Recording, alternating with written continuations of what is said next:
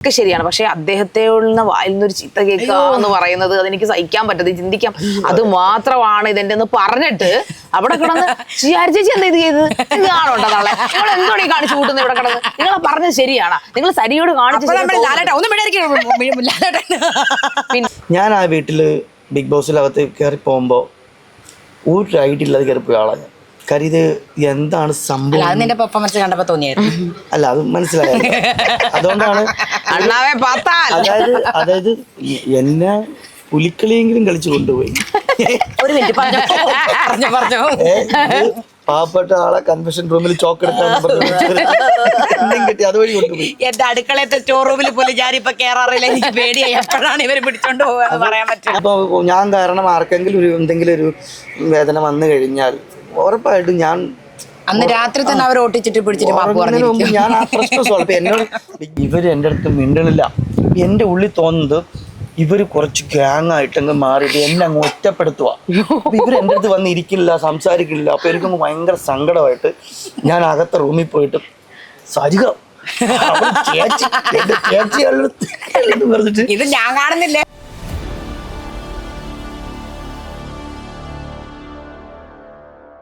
The reality by KB-യുടെ ഷോയിലേക്ക് എൻ്റെ പ്രിയപ്പെട്ട കൂട്ടുകാരായ Sarika PG അഥവാ കലാഭവൻ സരിക, അപ്പാനി ശരത്, അപ്പാണിയേ സ്വാഗതം സ്വാഗതം സ്വാഗതം. പുതിയ ചാനലിൽ ഞങ്ങളുടെ ആശംസകൾ. Thank you thank you. അതാ ഓൾ ദ ബെസ്റ്റ് ഒരു കടപ്പം. അല്ല ഭയങ്കര സന്തോഷമുണ്ട്. കാരണം hot seat Sarika Bigg Boss ഇറങ്ങിയതിന് ശേഷം അതായത് വേറൊരു അതായത് റിയൽ മതി, എനിക്ക് റിയാലിറ്റി ഷോ ചെയ്ത എനിക്ക് ഇനി റിയൽ അല്ലാണ്ട് വേറെ ഹോട്ട് ചെയ്യാൻ പറ്റില്ല എന്ന് പ്രൂവ് ചെയ്ത് അല്ലെ ജനങ്ങള് നിങ്ങൾക്ക് നല്ലൊരു പേര് തന്നു. ആ പേര് ഉപയോഗിച്ചതിന് വീണ്ടും താങ്ക് യു. സന്തോഷം സന്തോഷം. അപ്പോൾ നമ്മളിവിടെ ഇങ്ങനെ നമ്മുടെ ടീമിനെ എല്ലാം വിളിക്കണമല്ലോ, നമ്മുടെ ചാനലിലേക്ക് വിളിക്കണമെന്ന് നമ്മൾ ആഗ്രഹിച്ചു. അപ്പോൾ നമ്മുടെ ഒരു റിയൂണിയൻ സമയത്ത് അത് സരിക PG ആണ് അതിന്റെ സാരഥി. അപ്പോൾ അതിലേക്ക് വരുമ്പോഴും നമ്മുടെ പ്രൊഡക്ഷൻ ടീം ഉള്ളതുകൊണ്ട് നമ്മൾ അവർ വരുമ്പോഴും നമ്മൾ ചിന്തിച്ചിരുന്നത് അവിടെ ഒരു ഹോസ്റ്റ് ഗസ്റ്റ് അതൊന്നും വേണ്ട. നമ്മൾ എങ്ങനെയായിരുന്നോ ബിഗ് ബോസിൽ നമ്മളൊരു തീരുമാനിച്ചിരുന്നു പുറത്തിറങ്ങി കഴിയുമ്പോൾ നമ്മൾ ഇങ്ങനെയൊക്കെ ആയിരിക്കണം, അകത്ത് നമ്മൾ എന്തും കളിക്കും, എന്താ ചന്തത്തരവും കാണിക്കും. പക്ഷേ ഇവിടെ നമ്മൾ അങ്ങനെ പുറത്തിറങ്ങി കഴിഞ്ഞാൽ എല്ലാവരും കൂടെ ഒരുമിക്കണമെന്നൊക്കെ അപ്പാനിയൊക്കെ പറഞ്ഞ് സരിക പറഞ്ഞിട്ടുണ്ട്. നമ്മൾ പലവട്ടം അതിനെ കുറിച്ച് സംസാരിച്ചു. ആദ്യത്തെ ഒരു 3 ആഴ്ച നമുക്ക് ഇതൊക്കെ ആയിരുന്നു ഡിസ്കഷൻ. ഞങ്ങൾ നിന്നിരുന്ന 3 ആഴ്ച ഞങ്ങളൊക്കെ ഒരേ വിചാരിക്കുന്നത് എന്താ വെച്ചാൽ നമ്മൾ അടുത്തോനെ തുറക്കാനുള്ള പരിപാടി നമ്മൾ പുറത്തിറങ്ങിയിട്ട് നമ്മൾ ഇത് എങ്ങനെ നമ്മൾ ബ്രാൻഡ് ചെയ്യും, എങ്ങനെ നമുക്ക് സ്റ്റേജ് ഷോക്ക് എത്ര ക്യാഷ് വാങ്ങിക്കാം. സത്യം. അതായത് എല്ലാ നമ്മളിപ്പോ നമ്മുടെ BB ഷോയെ കുറ്റം പറയല്ല, പക്ഷെ BB7 അല്ലെങ്കിൽ BB എന്ന സീരീസിൽ ഇറങ്ങിക്കഴിഞ്ഞാൽ എല്ലാവർക്കും അവരൊന്നും രക്ഷപ്പെടുന്നില്ല, അവർക്ക് പുതിയ ചാൻസുകൾ കിട്ടുന്നില്ല. കഴിഞ്ഞ സീസൺ വരെ, പക്ഷെ കഴിഞ്ഞ സീസൺ 6 ആൾക്കാരെല്ലാം ഒരുപാട് പിന്നെ ടുഗദർനെസ് ചെയ്യുന്നുണ്ട്. അതിന് മുമ്പുള്ള സീസണുള്ളവരൊന്നും മഷിയിട്ട് നോക്കിയാൽ കാണാനില്ല. പക്ഷേ സീസൺ 7 അതായത് 7ന്റെ പണി എന്ന് പറയുന്ന പ്രത്യേക സീസണാണ്, ഒരു വെറൈറ്റി സീസണാണ്. അതുകൊണ്ട് നമുക്ക് നമ്മുടെ തൻകുഞ്ഞ് പൊൻകുഞ്ഞാണല്ലോ. ഇനി എത്ര സീസൺ മോശമാണെന്ന് ജനങ്ങൾ പറഞ്ഞാലും നമുക്ക് നമ്മുടെ സീസൺ പ്രിയപ്പെട്ടത് തന്നെയാണ്. പ്രേക്ഷകരോട് പറയട്ടെ, തീർച്ചയായിട്ടും ഞങ്ങൾക്ക് പ്രിയപ്പെട്ടതാണ്. അപ്പൊ അതുകൊണ്ട് തന്നെ ഞങ്ങൾ BB7 കണ്ടസ്റ്റൻസ് ആണ്. നമ്മുടെ മരണം വരെ നമ്മൾ ഇനി ബിഗ് ബോസ് താരങ്ങളെന്ന് തന്നെ അറിയപ്പെടുന്നത്. കാരണം ഈ 19 ഇത്രയും വലിയൊരു 7ന്റെ പണി എന്ന് പറഞ്ഞിട്ട് ഇവര് തന്നെ നമ്മുടെ പ്രൊമോ പോലും മറ്റേ ലാലേട്ട റെഡിലൊക്കെ വരുന്ന ആ സീസണിലേക്ക് നമ്മളെ സെലക്ട് ചെയ്യണമെങ്കിൽ ഇതൊരു സാധാരണ സീസൺ ആയിരുന്നെങ്കിൽ നമുക്ക് അതിൽ പോകുന്നത്, ഇതിൽ പോയപ്പോഴാണ് നമുക്കും കൂടെ ഒരു വാല്യൂ ഉണ്ടായത്. അപ്പൊ അതുകൊണ്ട് തന്നെ നമ്മൾ അവിടെ പലതരം കളികൾ കളിച്ചെങ്കിലും പുറത്തിറങ്ങുമ്പോൾ നമ്മളുടെയൊക്കെ ആഗ്രഹം മറ്റ് സീസണുകളിലെ കണ്ടസ്റ്റന്റ് പോലെ അവർ നമുക്ക് എന്താണോ ബിഗ് ബോസ് തന്നിരിക്കുന്ന ഫെയിം, എല്ലാവർക്കും ഒരു ദിവസം അല്ലെങ്കിൽ 100 ദിവസം ഒക്കെ ഫെയിം ഉണ്ട്. ആ ഫെയിം വെച്ചിട്ട് അല്ലെങ്കിൽ അവിടെ നിന്ന് കിട്ടിയ എക്സ്പീരിയൻസ്, ലാലേട്ടൻ പറയുന്ന പോലെ ആ ഒരു എന്താ പറയുക റീജുവനലായിട്ട് അല്ലെങ്കിൽ ആ ഒരു പ്യൂരിഫൈഡ് ആയിട്ട് നമ്മൾ ഇറങ്ങുന്നതിന്റെ ആ ഒരു ക്വാളിറ്റി നമ്മൾ ഫ്യൂച്ചറിൽ ഉപയോഗിക്കണം എന്ന് നമ്മൾ തീരുമാനിച്ചിരുന്നല്ലേ. നമ്മളെല്ലാവരും ആ കുറഞ്ഞ ദിവസങ്ങളിൽ നമ്മൾ ഇതെല്ലാമാണ് ആദ്യം അവിടെ സംസാരിച്ചിരുന്നത്. സത്യത്തിൽ വഴക്കുകൾ ബിഗ് ബോസ് പുറത്തുള്ള വഴക്കുകൾ വളരെ കുറവായതിന്റെ കാരണം അവിടെ നമുക്ക് മ്യൂസിക് അല്ലെങ്കിൽ അവിടെ നമുക്ക് നാടകം, ഏകാന്ത നാടകങ്ങൾ, ചർച്ചകൾ, തമാശകൾ. വേറൊരു കോമഡി ഉണ്ട്, ഇപ്രാവശ്യം ഏഷ്യാനെ കുറച്ച് നഷ്ടക്കച്ചവടം ഉണ്ട്. കാരണം എന്താണെന്നറിയോ, നമ്മളെ കുറെ പെർഫോമൻസ് ഇവർ കട്ട് ചെയ്ത് അവിടെ മാറ്റി വെച്ചിട്ട് എന്തിനാണ് ഇതിന്റെ ക്യാമറ വർക്ക് ചെയ്ത് എന്റെ 1 hour ഭയങ്കര സാമ്പത്തിക നഷ്ടം. നാടൻപാട്ടൊക്കെ ഭയങ്കര ഡ്രാമ ചെയ്തിട്ടുണ്ടായിരുന്നു. ഇല്ല. പിന്നെ നമ്മുടെ അക്ബറുമായിട്ട് നമുക്ക് എല്ലാരും കൂടെ ചേർന്ന മ്യൂസിക് എന്താണ് എന്നെ പറയുന്നത്, പിച്ച് ഔട്ട് മ്യൂസിക് എന്റർടൈൻമെന്റ്. ഞാൻ കേട്ടെന്താ വെച്ചാൽ മറ്റേ സീസണിന്റെ ഫിനാലേന്റെ അന്ന് അവരത് ലേലത്തിന് കൊടുക്കുന്നു. കാണിക്കാത്ത കൊടുക്കുന്നുണ്ട്. അപ്പൊ ഇപ്രാവശ്യം എനിക്ക് തോന്നിയിരിക്കുന്നത് ഒരുപാട് ക്രിയേറ്റീവ് ആയിട്ടുള്ള ആർട്ടിസ്റ്റുകൾ അതിനകത്ത് കയറിയിട്ടുണ്ടായിരുന്നു. പക്ഷേ ഇതില് അത് ബാക്കി നമുക്ക് അതിലേക്ക് അവരവരുടെ മേഖലയിൽ അവരൊക്കെ എക്സൽ ആയിരുന്നു. പക്ഷെ ബിഗ് ബോസിൽ കയറി കഴിഞ്ഞപ്പോഴാണ് ഇത് നമുക്ക് എന്താ പറയുന്നത്, ഇത് വേറൊരു തലമാണെന്ന് നമ്മൾ എല്ലാവരും പുറത്തു നിന്നിരിക്കുന്ന ആൾക്കാർ കാണുന്നത് ഒന്നേ അല്ലെന്ന് കയറിയ ഓരോരുത്തർക്കും ഫസ്റ്റ് സീസൺ തൊട്ട് സീസൺ 7 വരെ പങ്കെടുത്തിരിക്കുന്ന ആൾക്കാർക്ക് അറിയാം. ഇതിനകം എന്ന് പറയുന്നത് പുറത്തുനിന്ന് നോക്കുന്ന പോലെ അല്ല. അപ്പോ 35ാമത്തെ ആദ്യം അപ്പാനോട് ചോദിക്കാൻ, അല്ലെങ്കിൽ നമ്മുടെ 35 ദിവസം നിന്ന് നമ്മൾ വളരെ അൺഎക്സ്പെക്ടഡ് ആയിട്ട് അപ്പാനയുടെ ഒരു പിന്നെ എവിക്ഷൻ എന്ന് പറഞ്ഞാൽ എന്നെ സംബന്ധിച്ചിടത്തോളം അൺഎക്സ്പെക്ടഡ് ആയിട്ടാണ് എനിക്ക് ഫീൽ ചെയ്തത്. കാരണം തുടക്കം തൊട്ട്, അതായത് ഫസ്റ്റ് ഡേ തൊട്ട് 35 എന്ന് പറഞ്ഞ ഡേ വരെ നിന്നപ്പോഴും താങ്കളുടെ ഗെയിം അവിടെ കളിച്ചിരുന്നു. ഒരു ദിവസം പോലും മാറിയിരിക്കുകയോ അല്ലെങ്കിൽ എന്നെ പോലെ ബാത്റൂമിൽ കയറി കുളിച്ചോണ്ടിരിക്കുകയോ അല്ലെങ്കിൽ ഈ പറയുന്ന പോലെ മറ്റിടത്ത് മാറി അങ്ങനെ നിങ്ങൾ കുശിത്തില്ലെന്ന് ഞാൻ പറയത്തില്ല, പക്ഷെ വർക്ക് ചെയ്യുന്നുണ്ടായിരുന്നു. അതായത് നെഗറ്റീവോ പോസിറ്റീവോ ആയിക്കോട്ടെ, നിങ്ങളുടേതായിട്ടുള്ള ഒരു കോൺട്രിബ്യൂഷൻ നിങ്ങൾ ക്യാമറ ജനങ്ങൾ അറിയത്തക്ക രീതിയിൽ ചെയ്തിട്ടുണ്ടായിരുന്നു. പക്ഷെ 35ാമത്തെ ദിവസം അവിടുന്ന് എവിക്റ്റഡ് ആയപ്പോൾ, പുറത്തിറങ്ങി കഴിഞ്ഞപ്പോൾ എന്താണ് അപ്പൊ എനിക്ക് ഫീൽ ചെയ്തത്?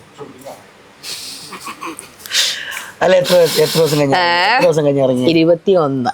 അപ്പൊ 21 ദിവസം കഴിഞ്ഞ് ശാരീരിക്ക് എന്തായിരുന്നു?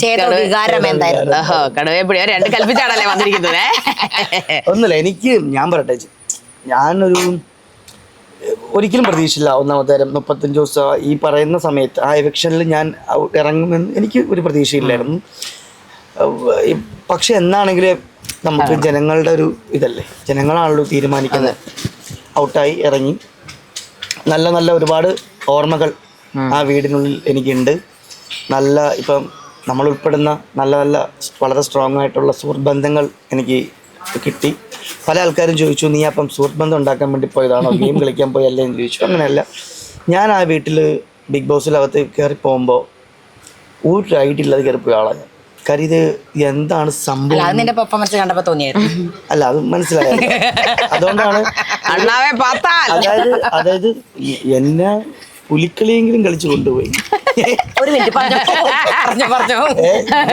പാവപ്പെട്ട ആളെ കൺവെൻഷൻ റൂമിൽ ചോക്കെടുക്കാൻ കിട്ടി, അതുവഴി കൊണ്ടുപോയി. എന്റെ അടുക്കളത്തെ സ്റ്റോർ റൂമിൽ പോലും ഞാനിപ്പോ കേറാറില്ല, എനിക്ക് പേടിയായി എപ്പോഴാണ് ഇവര് പിടിച്ചോണ്ട് പോകാന്ന് പറയാൻ പറ്റില്ല. ഞാൻ പറഞ്ഞതല്ല, ആ വീടിനുള്ളില് ഞാൻ ആ വീടിനുള്ളിൽ കയറി കഴിഞ്ഞതിന് ശേഷം ഓരോ ദിവസം എങ്ങനെ സർവൈവൽ ചെയ്ത് പോവാം, ഓരോ ദിവസം എങ്ങനെ ഹാപ്പിനെസ് ആക്കാം, എൻ്റെ ഉള്ളിൽ വരുന്ന സങ്കടങ്ങൾ എങ്ങനെ എനിക്ക് ഓവർകം ചെയ്യാം, എനിക്ക് ചുറ്റുമുള്ള ആൾക്കാരുടെ ഇടയിൽ ഞാൻ എങ്ങനെ വ്യത്യസ്തമായിട്ട് നിൽക്കാം, അങ്ങനെ വളരെ പ്ലാനിങ്ങോട് കൂടി അല്ലെങ്കിൽ പോലും ഞാൻ അങ്ങനെ ഓരോ ദിവസമാണ് സർവൈവൽ ചെയ്ത് പോയത്. അല്ല, ഇങ്ങനെ ഒരു ക്യാരക്ടർ പിടിച്ച് നിൽക്കണം, ഇങ്ങനെ ദേഷിക്കാൻ പാടില്ല, കരയാൻ പാടില്ല, അങ്ങനെ ഒന്നും അങ്ങനെയൊന്നും അല്ല. ഞാനായിട്ട് തന്നെയാണ് 35 ദിവസം അതിൻ്റെ അകത്ത് നിന്നിട്ടുള്ളത്. അപ്പം അതുകൊണ്ടൊക്കെ ആയിരിക്കാം കുറേ വീഴ്ചകൾ എൻ്റെ ഭാഗത്തുനിന്നും വീണിട്ടുണ്ട് എന്ന് ആൾക്കാർ പറയുന്നത്. ഇപ്പോൾ അക്ബറുമായിട്ടുള്ളൊരു ബോണ്ടിങ്, ഗ്രൂപ്പ് കളിക്കുന്നു, സുഹൃത്ത് അങ്ങനെയൊക്കെ പറയുന്നത് ഞാൻ അങ്ങനെയാണ്. എനിക്ക് സുഹൃത്തുക്കൾക്ക് ഭയങ്കര വാല്യൂ കൊടുക്കുന്ന ഒരാളാണ് ഞാൻ. എനിക്ക് എവിടെ ചെന്നാലും നല്ല സുഹൃത്തുക്കളുണ്ട്. പിന്നെ ഞാൻ കാരണം ആർക്കെങ്കിലും എന്തെങ്കിലും ഒരു വേദന വന്നു കഴിഞ്ഞാൽ ഉറപ്പായിട്ടും ഞാൻ അന്ന് രാത്രി തന്നെ അവർ ഓട്ടിച്ചിട്ട് പിടിച്ചിട്ട് ഞാൻ ആ പ്രശ്നം സോൾവ്. ഇപ്പൊ എന്നോട് ബിഗ് ബോസ് ഇറങ്ങിയപ്പോൾ ചെറിയ ചേച്ചി എല്ലാം എന്നോട് പറഞ്ഞു, നീ എന്തിനാണ് നീ ഒരു വിഷയം ഉണ്ടാക്കിയിട്ട് നീ വീണ്ടും അവരുടെ അത് സോൾവ് ചെയ്യാൻ പോണേന്ന് ചോദിക്കും. പക്ഷെ പക്ഷെ എനിക്ക് ഞാൻ പറഞ്ഞില്ല, അത് എൻ്റെ സ്വഭാവത്തിൽ അത് പണ്ട് മുതലേ ഉള്ളതാണ്. ബിഗ് ബോസിന് ശേഷം ഒന്നല്ല, പണ്ട് മുതൽ. ഇപ്പൊ എനിക്കെതിരെ ഇപ്പൊ ഞാൻ സിനിമയിലാണെങ്കിലും അല്ലാത്ത എൻ്റെ പേഴ്സണൽ ലൈഫിലാണെങ്കിലും എനിക്ക് ഒരുപാട് ചതിയൊക്കെ കിട്ടിയിട്ടുണ്ട്. എന്നെ ചതിക്കുന്നവരെയും അല്ലെങ്കിൽ ഞാനുമായിട്ട് വഴക്കുണ്ടാക്കുന്ന ആൾക്കാരെയൊക്കെ ഞാൻ ശത്രുവിനെ കൊണ്ട് നടക്കാറില്ല. എനിക്കൊരു ശത്രു വേണ്ട എന്ന് ആഗ്രഹിക്കുന്ന ഒരാളാണ്. എനിക്ക് ശത്രു വേണ്ട. പക്ഷെ എൻ്റെ ഭാഗം ഞാൻ ക്ലിയർ ചെയ്യും. ഞാൻ നിങ്ങളോട് ഒരു തെറ്റും ചെയ്തിട്ടില്ല, അഥവാ ഞാൻ തെറ്റ് ചെയ്തിട്ടുണ്ടെങ്കിൽ അത് എൻ്റെ തെറ്റാണ്, എന്നോട് ക്ഷമിക്കണം എന്ന് പറഞ്ഞ് തിരുത്താറുണ്ട് ഞാൻ. പല ആൾക്കാരും അത് മിസ്യൂസ് ചെയ്യാറുണ്ട്, നല്ല ആൾക്കാർ അത് അക്സെപ്റ്റ് ചെയ്യാറുണ്ട്. 35 ദിവസം കഴിഞ്ഞ് ഞാൻ ഇറങ്ങുമ്പോഴും ഇത് തന്നെയാണ്. എൻ്റെ ഏറ്റവും വലിയ സങ്കടം എന്ന് പറയുന്നത്, നിങ്ങൾക്കറിയാം ഞാനൊരു സിനിമാ നടനായിട്ടാണ് എല്ലാവർക്കും അറിയാം. അപ്പം ഞാൻ ആ ഷോയിൽ വന്നിട്ട് ഞാൻ എൻ്റെ വീട്ടിൽ നിൽക്കുന്ന അതേ ലാഘവത്തോടെ എല്ലായിടത്തും നിന്നു, സംസാരിച്ചു നിന്നു. ഞാൻ ഔട്ടായി, എവിക്ഷനായി ഇറങ്ങിയപ്പോൾ ഞാൻ മുഖംമൂടിയാണ് ഞാൻ ആ വീട്ടിൽ ഇറങ്ങണേ. മുഖംമൂടിയാണ് ഞാൻ ഇറങ്ങുമ്പോൾ ഞാൻ ആ മുഖംമൂടിക്കകത്ത് നിന്ന് നന്നായിട്ട് കരയുന്നുണ്ട്. കാരണം ഇനി എനിക്ക് ഈ വീട്ടിലേക്ക് ഒരു കണ്ടസ്റ്റൻ്റ് ആയിട്ട് വരാൻ പറ്റില്ല. അവിടെ ഒറ്റ നിമിഷം കൊണ്ട് പല പല കട്ട്സുകൾ ഇങ്ങനെ വന്നു പോയി ആ മനസ്സിൽ.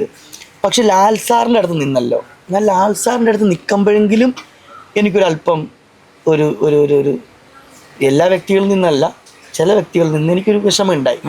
ശരി, ഔട്ടായി പോയി, അപ്പൊ അതങ്ങ് പോയാൽ മതിയായിരുന്നു. അത്രമാത്രം ഒരു വൈരാഗ്യം വെക്കാൻ ഞാൻ ആ വീട്ടിൽ കൊലപാതകം ചെയ്തിട്ടില്ല, ഞാൻ വേറെ ആരെയും കയറി മോശമായിട്ട് ബിഹേവ് ചെയ്തിട്ടില്ല. ഞാൻ വഴക്കുണ്ടാക്കിയിട്ടുണ്ട്, എൻ്റെ വായിൽ നിന്ന് 2 തെറിയൊക്കെ വീണിട്ടുണ്ട്. അത് ഞാൻ അങ്ങനെയാണ്, ദേഷ്യം വന്നാൽ എന്തെങ്കിലും പറയും. പക്ഷെ എന്നോട് ഇപ്പൊ ഈ പറയുന്ന ഒരു കണ്ടസ്റ്റന്റ് കാണിച്ചതിനെ കുറിച്ച് അത്രയും മാത്രം ചെയ്യാനായിട്ട് ഞാൻ നിമിഷം ആലോചിച്ചു പോയി, ദൈവമേ ഞാൻ അത്രയും കുഴപ്പക്കാരനാണോ, അത്രയും എന്നോടൊരു വൈരാഗ്യം കാണിക്കാനായിട്ട് ഞാൻ എന്ത് തെറ്റാ വീട്ടിൽ ചെയ്തേ, ആർക്ക് എന്ന് ഞാൻ ആലോചിച്ചു പോയി. അവിടെ മാത്രമാണ് എനിക്കൊരു വല്ലാത്തൊരു വിഷമായി. നോർമലി ഞാൻ ഔട്ടാവും, 40-50 നിങ്ങളും അതിന് മുമ്പ് പോയ അപ്പൊ അതും എനിക്ക് ഭയങ്കര വിഷമമായി. പിന്നെ ഞാൻ പുറത്തിറങ്ങിയതിനു ശേഷം 2 ആഴ്ചത്തോളം എന്നെ കുറിച്ചായിരുന്നു ആ വീടിന്റെ അകത്ത് സംസാരം. എനിക്കെതിരെ ഗെയിം ചെയ്തു എന്നും ജനങ്ങൾ തെറ്റിദ്ധരിക്കുന്ന ഒരു കണ്ടസ്റ്റന്റ് ഔട്ടായി പോയപ്പോൾ എനിക്ക് അവിടുത്തെ എൻ്റെ സുഹൃത്തുക്കൾ എന്ന് പറയുന്ന അതെനിക്ക് ഒരിക്കലും, ഞാൻ കരഞ്ഞു ടി വി കണ്ടപ്പോൾ, ആ സീൻ കണ്ടപ്പോൾ. കാര്യം അവർക്ക് എന്നോടുള്ള ആ സ്നേഹവും ആത്മാർത്ഥതയും മനസ്സിലായി. ഞാൻ ഭയങ്കരമായിട്ട് പ്രൗഡ് ചെയ്തു. ബിഗ് ബോസ് സീസൺ 7 ഇത്രയും ദിവസം എനിക്ക് നിൽക്കാൻ സാധിച്ചു, എന്നെ കൊണ്ട് പറ്റുന്ന പോലെയൊക്കെ ചെയ്തു. പക്ഷെ എന്ന് കരുതി നാളെ മുതൽ ബിഗ് ബോസും ചുമലിലേറ്റ് ഞാൻ നടക്കാൻ ആഗ്രഹിക്കുന്നില്ല. എൻ്റെ പ്രൊഫഷണൽ അഭിനയമാണ്, ആക്ടിങ് ആണ്. ഞാൻ അതുമായിട്ട് ബന്ധപ്പെട്ട് സിനിമ കാര്യങ്ങളായിട്ട് മുമ്പിലോട്ട് പോകും.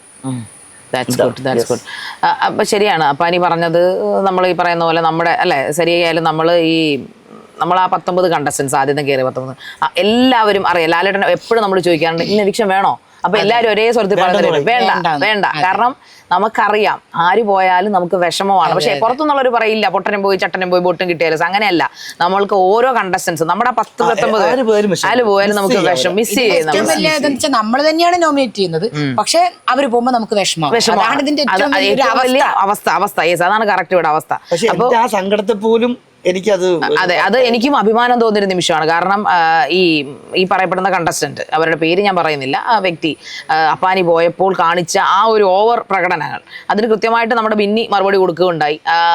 അവളെയും പെട്ടിയും കിടക്കെടുത്ത് നീ മാറ്റി വെച്ചോളം പറഞ്ഞവർ പിറ്റേ ദിവസം, ആ ദിവസം തികയുന്നതിന് മുമ്പ് തന്നെ അവിടുന്ന് ഇറങ്ങിപ്പോയി. അപ്പാനി ഇറങ്ങിയത് വളരെ ഹൃദയപൂർവ്വമായ സ്വീകാര്യതയോടുകൂടി നല്ലൊരു പ്ലെയർ ആയിട്ട് അവിടുന്ന് ഇറങ്ങുമ്പോൾ, പുള്ളിക്കാരത്തി അവിടുന്ന് ഇറങ്ങുന്ന അല്ലെങ്കിൽ ആ കണ്ടസ്റ്റന്റ് അവിടുന്ന് ഇറങ്ങുന്നത് ഒരു ചീഞ്ഞ പഴമായിട്ടാണ് ഇറങ്ങുന്നത്. കാരണം അവർക്ക് നാട്ടിൽ ഓൾറെഡി ഇപ്പൊ എന്നെയൊക്കെ പോലെ അവരൊരു ഇന്റർവ്യൂവർ ആണ്, അവർക്ക് നെഗറ്റിവിറ്റി ഉണ്ടായിരുന്നു. പക്ഷേ ഞാൻ ഇറങ്ങിയത് എങ്ങനെയാണ്, മറിച്ച് ആ കുട്ടി ഇറങ്ങിയത് എങ്ങനെയാണ്, അത് നമ്മുടെ ഒരു ക്യാരക്ടറാണ്. ഒരു കാര്യം അതിൽ എടുത്തു പറയാനുള്ള, ഇത് തെറ്റ് പറയാൻ ഞാൻ ഒരിക്കലും തെറ്റ് പറയില്ല. കാര്യം നമ്മൾ ഓരോരുത്തരും ജീവിച്ചു വന്ന സാഹചര്യത്തിൽ നിന്നുകൊണ്ടായിരിക്കുമല്ലോ നമ്മളെ അറിവും നമ്മൾ ജീവിച്ചു നമ്മൾ പഠിച്ചു വെച്ചതും കണ്ടറിഞ്ഞ കാര്യങ്ങൾ വെച്ചിട്ടായിരിക്കുമല്ലോ നമ്മൾ പെരുമാറിയെടുക്കുകയും ചെയ്യണം.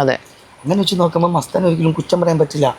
കാര്യം മസ്താനയുടെ സാഹചര്യങ്ങൾ എങ്ങനെയായിരിക്കാം, വളർന്ന സാഹചര്യത്തിന്. എനിക്ക് സാഹചര്യത്തിന് മാത്രമല്ല, എനിക്ക് ഏറ്റവും ഞാൻ മനസ്സിലാക്കിയ ഒരു കാര്യം എന്താ വെച്ചാല്, ഇന്നിപ്പോ നമ്മുടെ ഇന്റർവ്യൂല് ആ വ്യക്തിനെ നമ്മൾ പറയാൻ കാരണം അപ്പാനിയെ പോലെയുള്ള ഒരാളെ ഇത് പറഞ്ഞത് കൊണ്ടാണ്. അല്ലാതെ അവരുടെ ഒരു പെർഫോമൻസിനെ പറ്റി നമുക്ക് ഡിസ്കസ് ചെയ്യാൻ പറ്റില്ല. അവരുടെ ഒരു കലാ പാരമ്പര്യം അല്ല അവരുടെ ഒരു ആങ്കറിങ് ഒന്നുമില്ല. ഒറ്റയടിക്ക് നമ്മൾ സംസാരിച്ച എന്തുകൊണ്ടാണ്, അവരത് ചെയ്തത് കൊണ്ട്. അപ്പൊ അവർക്കും അറിയാം ഞാൻ ഇങ്ങനത്തെ ചെയ്താലേ എനിക്ക് ജനങ്ങളിലേക്ക് എത്താൻ പറ്റും. അവർക്ക് അതേ ഉള്ളൂ അവരെ കയ്യിൽ. അപ്പൊ ഉള്ളതല്ലേ നമുക്ക് ചെയ്യാൻ പറ്റും. ചേച്ചിയുടെ കയ്യില് ഒരു കണ്ടസ്റ്റന്റ് അവിടുത്തെ ഗെയിം കളിക്കുക എന്നതിന്, അവിടുത്തെ കൊടുക്കുന്ന ടാസ്കുകൾ ചെയ്യുക എന്നതിനപ്പുറത്തേക്ക് ഇവർക്കൊരു ടാലന്റ് ഉണ്ട്. അവർക്കത് ഏത് രീതിയിലാണോ അത് മാർക്കറ്റ് ചെയ്യാൻ പറ്റും. ഇപ്പൊ ശാരിക ചേച്ചിക്കാണെങ്കിൽ പോലും നന്നായിട്ട് സംസാരിക്കാൻ, അപ്പൊ അത് എങ്ങനെയാണോ അതിന്റെ മാർക്കറ്റിങ്ങിന്റെ ഭാഗമാണ് ഈ ഇരിക്കുന്നത്. ഞാൻ ആക്ടറാണ്. ഇപ്പൊ എനിക്ക് വരുന്ന ടാസ്കുകളിലാണെങ്കിലും പല കഥാപാത്രങ്ങൾ മാറാനും എടുക്കാനൊക്കെ എന്നെ കൊണ്ട് പറ്റും. ഈ പറയുന്ന ആൾക്ക് ഇതൊന്നും പറ്റത്തില്ല. ആകെ പറ്റുന്നത് ഇത് മാത്രമാണ്. പക്ഷെ അത് കൊടുത്തപ്പോ 7ന്റെ പണി മറ്റേ 17ന്റെയോ 18ന്റെ ഒക്കെ പണിയായിട്ട് തിരിച്ചു വന്നു. പിന്നെ നമ്മൾ വിചാരിക്കുന്ന എന്താ വെച്ചിട്ടുണ്ടെങ്കിൽ ഇത് ചിലപ്പം അവർക്ക് ഈ പറഞ്ഞ പോലെ ഒരു 7ന്റെ പണി അവർക്ക് തിരിച്ചു കിട്ടി അവരറിയാതെ ചെയ്യുന്നു. അല്ല, അവരറിയാതെ ചെയ്താണെന്ന് അല്ല, അതാ ഞാൻ പറഞ്ഞേ. ചിലവര് വിചാരിക്കുന്ന ചിലപ്പോ ഒരു അബദ്ധം പറ്റി, അല്ലെങ്കിൽ ചിലപ്പോ അവര് മനഃപൂർവ്വം ചെയ്ത, കാരണം അവർക്ക് വേറെ സ്റ്റാർ. എന്നാലും ലാലേട്ടൻ പറയുന്ന ഒരു സാധനം ഉണ്ടല്ലോ, ഇത് നിങ്ങളുടെ വീടല്ല, അതെ, ഇതൊരു ഇന്റർവ്യൂ ഷോ അല്ല, ഇത് ലോകങ്ങൾ കാണുന്ന ഒരു ഇന്റർനാഷണൽ പ്ലാറ്റ്ഫോം ആണ്. അവരെ കാണണമെങ്കിലും ചർച്ച ചെയ്യണമെങ്കിലും ഇതല്ലേ ഇതൊന്നൊന്നര ചർച്ചയായി പോയില്ലേ, പുള്ളിന്ന് വന്നതായി പോയി, പുള്ളിത്തലി പോലെ ആയി പോയി തോന്നുന്നു. ഇനിയിപ്പോ താങ്കളോട് ഇനി ആ വിഷയം അതൊരു ചീഞ്ഞ വിഷയമായിരുന്നു. എന്നാലും ഒരു കാര്യം കൂടെ പറഞ്ഞു, ഇപ്പൊ അപ്പാനി ചെയ്ത കാര്യങ്ങളാണ് ഇപ്പൊ അപ്പാനി പറയുന്നത്. ഇത് ചിലപ്പം ജനങ്ങളിലേക്ക് ഇപ്പൊ നമ്മൾ പറയും ആനനെ കാണാത്ത ഒരാളോട് ആനന്റെ വലിപ്പം പറഞ്ഞ് മനസ്സിലാക്കാൻ പാടില്ല. ഇപ്പൊ അപ്പാനി അനുഭവിച്ച കാര്യങ്ങൾ അപ്പാനി പറയുന്നതിനേക്കാൾ എനിക്ക് തോന്നിയത് കൂടെ നിന്ന് നമ്മള് കണ്ട കാര്യങ്ങൾ. അതിൽ ഏറ്റവും രസകരമായ ഒരു കാര്യം ഞാൻ പറയും, റിയലാന്നുള്ളതിന് ഇപ്പൊ നമ്മളൊക്കെ ഒരു സിനിമാ നടൻ എന്ന് പറയുമ്പോൾ ഇതൊരു 1 മാസത്തെ ഒരു സിനിമയാണ്. ഈ സിനിമയിൽ നീ ഒരു ക്യാരക്ടർ പിടിച്ചു കഴിഞ്ഞാൽ അടിപൊളിയായിട്ട് ഇത് ചെയ്യാനുള്ള കഴിവ് ആർക്കുണ്ട്? അപ്പാനിക്കുണ്ട്. നടന്മാർക്കോ നടികൾക്കോ അവിടെ ഉണ്ട്. 3 മാസമല്ലേ സിനിമകൾ പോകുന്നത്, സുഖസുന്ദരമായിട്ട് ചെയ്യാം. ഇത് എവിടെയൊക്കെ ക്യാമറ ഉണ്ടെന്നുള്ള കാര്യം വ്യക്തമായിട്ട് ഇവർക്കറിയാം. എനിക്ക് ഇവന്റെ കാര്യത്തിൽ ഏറ്റവും ചിരി വന്നൊരു കാര്യം പറയട്ടെ. ലാലേട്ടൻ വെള്ളിയാഴ്ച തുടങ്ങിയിട്ട് ചേച്ചി ഞാൻ ഇപ്രാവശ്യം എന്തൊക്കെയാ ചെയ്തേ, ഞാൻ പറഞ്ഞു നിനക്കോ എനിക്കാണോ ബോധമുണ്ടാവുക, അല്ല എന്തെങ്കിലും എന്നെ എണീപ്പിച്ച് നിർത്തി. ഈ പ്രിൻസിപ്പളൊക്കെ വരുമ്പോൾ കുട്ടികൾ ചോദിക്കില്ല, ഞാൻ പറഞ്ഞു എണീപ്പിച്ച് നിർത്താൻ 1-2 കേസ് കേട്ടോണ്ട് വിളിച്ചായിരുന്നല്ലോ. വിളിച്ചായിരുന്നു അതിലെ അവളെ ചെയ്തു. വിളിച്ചായിരുന്നു. ഓക്കെ, അപ്പം മിക്കവാറും ആണല്ലേ, കുഴപ്പമില്ല. ലാലേട്ടൻ വരുന്നു, മറ്റേ സ്കൂളിലൊക്കെ എണീറ്റ് നിന്ന് കേൾക്കും, ആർക്കും വിട്ടുകൊടുക്കൂല, എല്ലാം കേട്ടു. ശരി ലാലേട്ട, ശരി. ശരി ലാലേട്ട, ഇനി അങ്ങനെ ചെയ്യില്ല ലാലേട്ട. ചേച്ചി ഇല്ലേ ചേച്ചി, ഞാൻ പറയാം, നമ്മള് ലാലേട്ടനെ പോലെ ഒരു മഹാനടന്റെ കയ്യിൽ നിന്ന് നമ്മൾ ഒരിക്കലും ഇങ്ങനെ പറയിപ്പിക്കരുത്. ഞാൻ പറഞ്ഞു നല്ല കാര്യടാ, തിങ്കളാഴ്ച അപ്പൊ എനിക്ക് മനസ്സിലായി ഇവർ റിയൽ ആണ്. കാരണം ഒരു 5 മിനിറ്റെങ്കിലും, 1/2 മണിക്കൂറെങ്കിലും അവനത് കേട്ടിരുന്നെങ്കിൽ. എന്നോടും അപ്പാനെ അവിടെ ഉണ്ടായിരുന്ന സമയത്ത് എപ്പോഴും വന്നു ഷാജിക്ക് അറിയാവോ, ഈ ലാൽ സാറുമായിട്ടുള്ള എന്റെ ഒരു ബന്ധം എന്ന് പറയുന്നത് അത് അബാധ്യമായിട്ടുള്ള ബന്ധമാണ്. അദ്ദേഹത്തിന് മുമ്പ് നിങ്ങൾ ആരും നിൽക്കുന്ന പോലെ അല്ല. കാരണം എന്നെ വിളിപ്പിക്കരുത്, അദ്ദേഹം എനിക്ക് പേടിയാണ് ചേച്ചി. കാരണം ഞങ്ങള് നല്ല സുഹൃത്തുക്കളായിട്ട് ഒരുമിച്ചിരിക്കും, ഒരു സെറ്റിലും സംസാരിക്കും, ഒരു രാത്രി കിടന്നുറങ്ങും, ഇതൊക്കെ ചെയ്യും, തമാശകൾ ഒക്കെ ശരിയാണ്. പക്ഷെ അദ്ദേഹത്തെ വായിൽ നിന്നൊരു ചീത്ത കേൾക്കുക പറയുന്നത് അതെനിക്ക് സഹിക്കാൻ പറ്റത്, ചിന്തിക്കാം. അത് മാത്രമാണ് ഇതെന്റെ എന്ന് പറഞ്ഞിട്ട് അവിടെ കിടന്ന് ചേച്ചി എന്താ ഇത് ചെയ്തത്, ഇതാണോ നാളെ നിങ്ങൾ എന്തോടെ കാണിച്ചു കൂട്ടുന്നത് ഇവിടെ കിടന്ന്, നിങ്ങൾ പറഞ്ഞത് ശരിയാണ്, നിങ്ങൾ സരിയോട് കാണിച്ചു.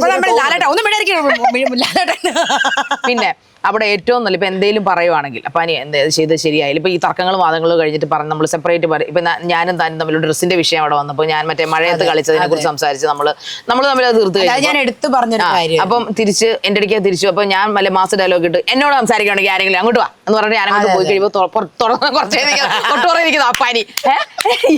ഇവൻ ഞാൻ തീരെ പ്രതീക്ഷിച്ചില്ല, വിളിച്ചോടനെ ചേച്ചി ഇങ്ങനെ ഒരു സംഭവം അവിടെ നടക്കുന്നുണ്ട്, എങ്ങനെയാണ് സംഭവം, ചേച്ചി ഉദ്ദേശിച്ചത് അങ്ങനെ. അപ്പൊ ഞാൻ ഈ മനുഷ്യൻ എത്ര നിഷ്കുവാണ്, അതും എന്റെ തോന്നലാണോ, അത് നിങ്ങൾ അഭിനയിക്കുന്നത്.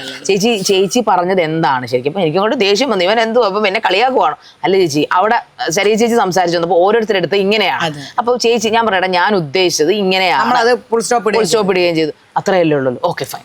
ഒരു സാറ് മറ്റേ 100 ഗുഡിട്ട് ഇവിടെ സ്ലൈറ്റ് നെഞ്ചത്ത് പിടിച്ച് പോകുന്ന ഒറ്റ പോക്കാണ്. മറ്റേ നിങ്ങളെ മാത്രല്ലേ കണ്ടിട്ട്. ഒരു ദിവസം ഞാൻ നോക്കിയപ്പോ വേറെ ആരും അതിലേക്ക് ഇട്ട് അടി ഉണ്ടാക്കി രാത്രി നോക്കുമ്പോണ്ട് അതില്ല മോളെ.